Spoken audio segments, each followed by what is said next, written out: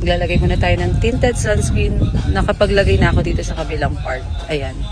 So, ito yung gamit ko, guys. So, ito yung dinala kong sunscreen. Nandito kami ngayon sa LU. Iba kasi kapag tinted sunscreen.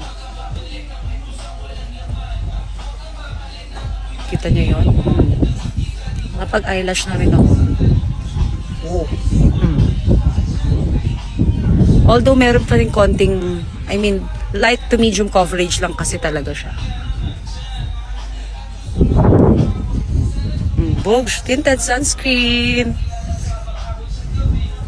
Sobrang hot topic nito ngayon. Kasi alam mo, pag tinted sunscreen kasi, no need ka ng mag-foundation or concealer siguro. Ayan, kung para matakpan pa yung mga blemishes and all. Ako maglalagay lang ako ng concealer dito mamaya. Lagyan na lang ng concealer. Konting-konti lang. Dot.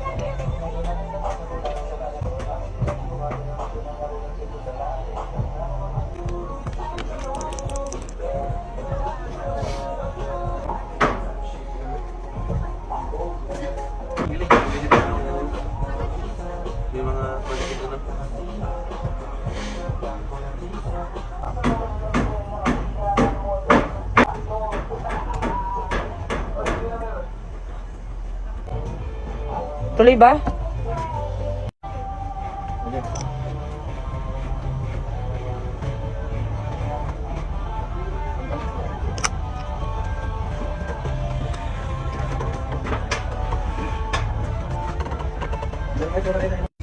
And we're done. So, ito lang yung makeup natin today. Masyadong mahangin kasi dito. Tingnan naman yung buhok ko. Hindi na ako nakapag-blower. Wala na.